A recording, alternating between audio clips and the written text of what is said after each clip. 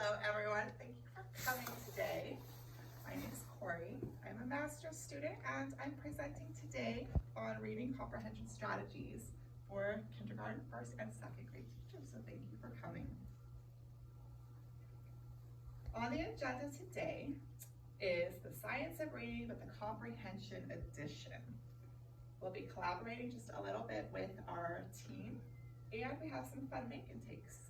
You'll be able to take those home with you. Our objectives is just to begin the conversation. We know that the science of reading is big, right? So today we're just going to start the conversation. Hopefully we'll be able to get some new ideas and build some activities that we can use in our classrooms tomorrow. So thank you everybody for coming again, and also thank you. A couple weeks ago, I sent out a needs assessment survey. And on that needs assessment survey, what I was hoping to do is get teacher input on what you thought was valuable or most needed. And there were 15 different topics that we talked about, but on this slide are the top 5 things that teachers really showed a need with. So what I was hoping you would do is just have a quick conversation at your table. Just talk to the person next to you and see what you think. See what you notice. We have working with students on the autism spectrum, writing instruction, phonics instruction, hands-on math activities, and reading comprehension strategies. So if you take a look at the key here, talk to a friend near you, and tell me what you think. See if there's any surprises. What do you notice in this graph? Reading comprehension strategies? Yeah, more patients than me. So outreach, mates, writing, instruction. We'll just talk for a minute and we'll share out. Does anybody want to share what they are noticing on the graph? So what I noticed, and you probably noticed too, is that there were 13 people who replied, and out of 13, 12 people said that reading comprehension strategies would be very or extremely beneficial to have a professional development session on.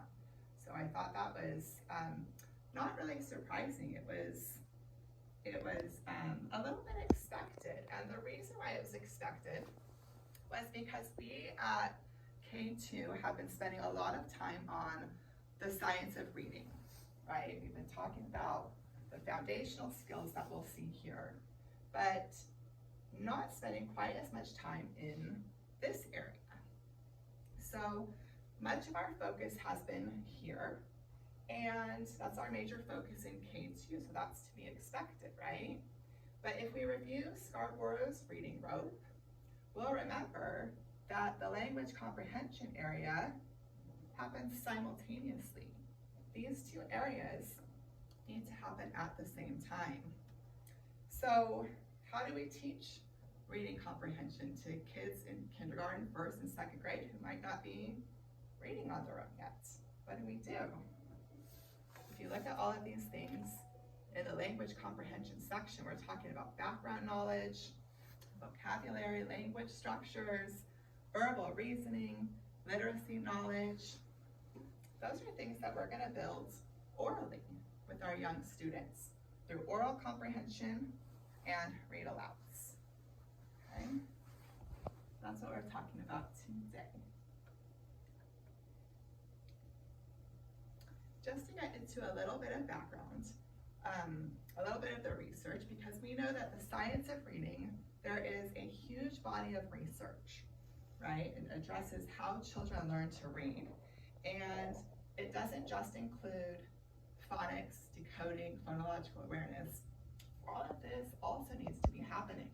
Comprehension instruction needs to begin early. The earlier the better. Building background knowledge with our young learners and building their vocabulary is key, because we know that a lot of our students don't come to us with a huge amount of vocabulary. So what we need to do is, as the research says, explicitly model some of the reading comprehension strategies through interactive read alouds, with us reading and modeling those strategies. Teacher will work with the students on their reading strategies before, during, and after stories. And those strategies can also be taught during the content, not just with worksheets or as standalone lessons. Okay. So what we're gonna do is take a minute and talk about what are some of the reading comprehension strategies. We might see those in our TEs, right? We talk about reading strategies and reading skills. And what I want to talk about is the difference between what's a reading strategy and what is a skill. So what we have is a cut and paste activity. So I'm going to get that ready for you. And our job is to sort them. So we're going to cut out all of these different pieces. And we're going to collaborate with the people at our table to decide if that's a strategy or if it's a skill. So I'm going to get those papers and we're going to sort them out now. Okay. So after we have taken a look at the reading strategies and the reading skills, it's time for us to take a look at which comprehension strategies will give us the most benefit for our students who are in kindergarten, first, and second grade. One of the tips that I was reading about was for us to choose the text with the strategy in mind. Right? We're not going to be able to teach every strategy with every story. We'll have a focus with each story. So these are the comprehension strategies that we want to definitely build in our youngest readers. Okay.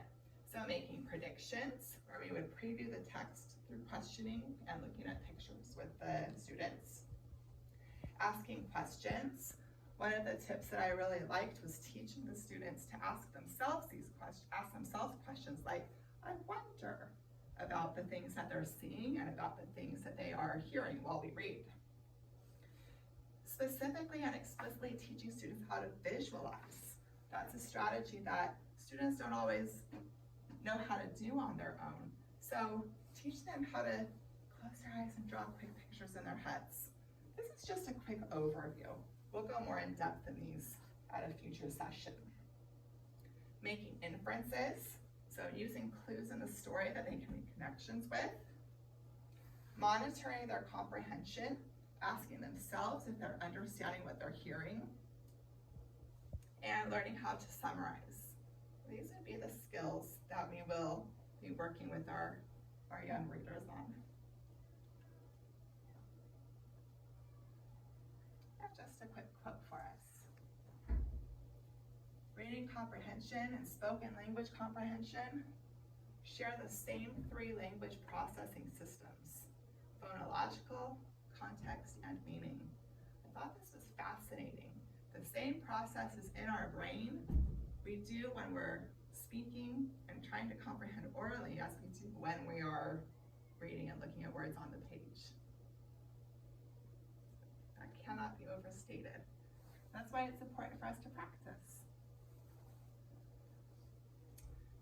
So our practical application, one of the things that we're going to be working on quickly right now is we're going to practice. We're going to be doing our activities just as if we were teaching our students in our classroom.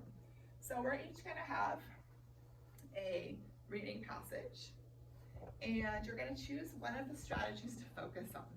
I'll give each one of you a little ring with questions on it, and you're going to choose to practice questioning with your partner either before, during, or after you read the reading passage with each other. You're going to use the materials that are right down here, and through all of this process, we're going to be working on building comprehension with our students, okay? So we'll be building critical thinking skills as well. But again, I don't want to overstate that those conversations and collaboration that happens with our students is the most important part of the process.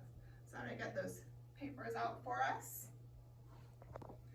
So our make and take is coming up next. I think that these will be great activities that you can use with your students to help build those oral comprehension and reading comprehension skills. So we've got supplies to build, some little questioning rings questions that you can have your students ask each other, but you'll have to rate them for them. So questions that you can ask for the students before, during, and after rating. Same thing here, we've got some questions on some little wands that you can build, and supplies to make a story retell slider. Yours will look just like this, and all of the materials are right back here, so we'll get those out for you. And we'll have about 25 minutes, so I'm gonna set the timer. We'll listen to some music while we work, and we'll enjoy doing a make and take that you can use with your students.